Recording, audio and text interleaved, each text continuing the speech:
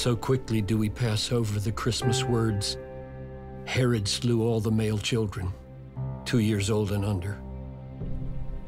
But the poet lingers, weeping, raging, looking at the dark spot in hope that any prick of light might become a portal for the sun.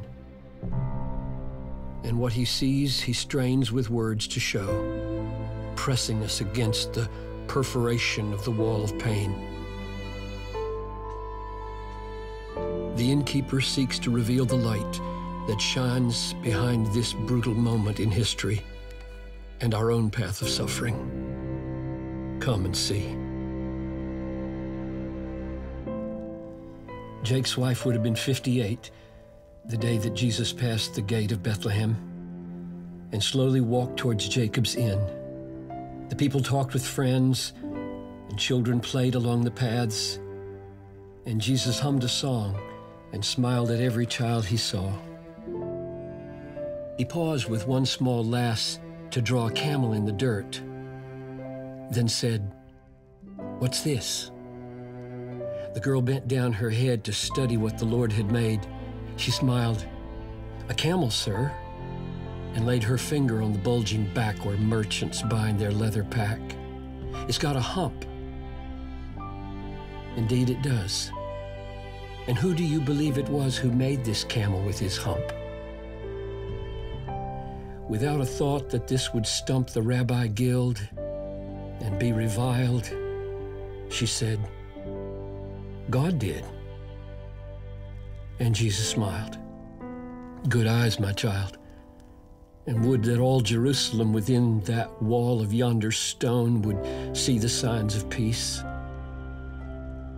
He left the lass with lines of simple wonder in her face and slowly went to find the place where he was born. Folks said the inn had never been a place for sin, for Jacob was a holy man, and he and Rachel had a plan to marry, have a child or two, and serve the folks who traveled through, especially the poor, who brought their meal and turtle doves and sought a place to stay near Zion's gate. They'd rise up early, stay up late to help the pilgrims go and come. And when the place was full, to some, especially the poorest, they would say, "We're sorry there's no room. But stay now if you like out back. There's lots of hay, and we have extra cots that you can use. There'll be no charge. The stable isn't very large, but Noah keeps it safe." He was a wedding gift to Jake because the shepherds knew he loved the dog. There's nothing in the Decalogue, he used to joke, that says a man can't love a dog. The children ran ahead of Jesus as he strode towards Jacob's Inn. The stony road that led up to the inn was deep with centuries of wear and steep at one point just before the door. The Lord knocked once, then twice, before he heard an old man's voice, "Round back." It called, so Jesus took the track that led around the inn. The old man leaned back in his chair and told the dog to never mind. "And had no one to tend the door, my lad, for 30 years. I'm sorry for the inconvenience to your sore feet. The road to Jerusalem is hard, ain't it? Don't mind old Shem, he's harmless, like his dad. Won't bite a Roman soldier in the night. Sit down." Jacob waved the stump of his right arm.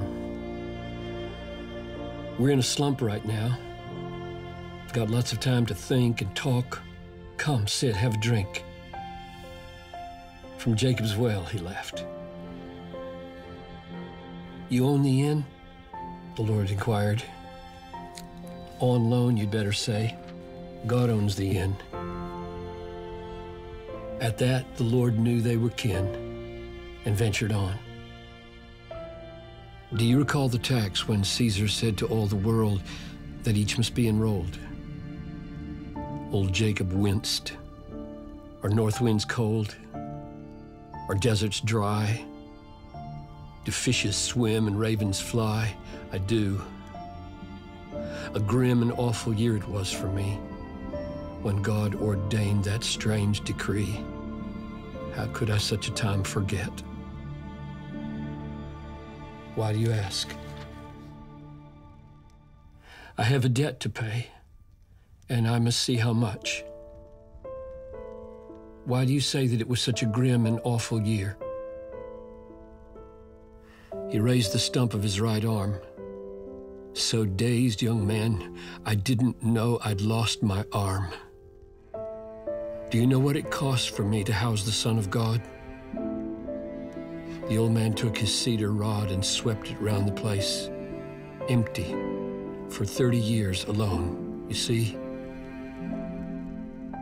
Old Jacob, poor old Jacob, runs it with one arm, a dog, no sons.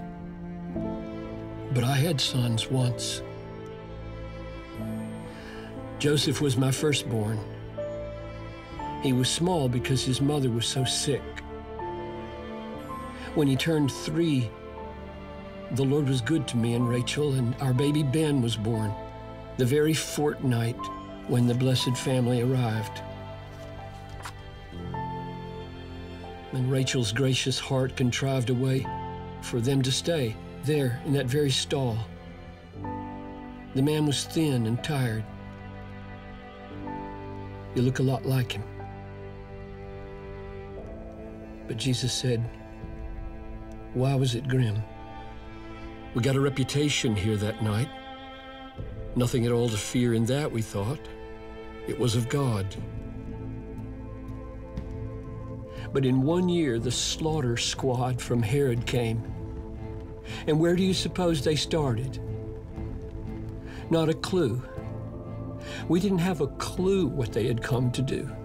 No time to pray, no time to run, no time to get poor Joseph off the street and let him say goodbye to Ben or me or Rachel. Only time to see a lifted spear smash through his spine and chest. He stumbled to the sign that welcomed strangers to the place and looked with panic at my face as if to ask what he had done. Young man, you ever lost a son? The tears streamed down the Savior's cheek. He shook his head, but couldn't speak. Before I found the breath to scream, I heard the words, a horrid dream. Kill every child who's 2 or less. Spare not for aught, nor make excess. Let this one be the oldest here. And if you count your own life dear, let none escape. I had no sword, no weapons in my house. But Lord, I had my hands, and I would save the son of my right hand. So brave. Rachel was so brave. Her hands were like 1,000 iron bands around the boy. She wouldn't let him go. And so her own back met with every thrust and blow. I lost my arm, my wife, my sons, the cost of housing the Messiah here. Why would he simply disappear and never come to help? They sat in silence, and Jacob wondered at the stranger's tears. I am the boy. I am the boy that Herod wanted to destroy. You gave my parents room to give me life, and then God let me live and took your wife. Ask me not why the one should live, another die. God's ways are high, and you will know in time.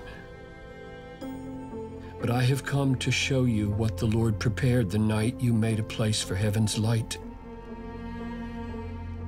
In 2 weeks, they will crucify my flesh. But mark this, Jacob, I will rise in 3 days from the dead and place my foot upon the head of him who has the power of death. And I will raise with life and breath your wife and Ben and Joseph too, and give them, Jacob, back to you with everything the world can store, and you will reign forevermore.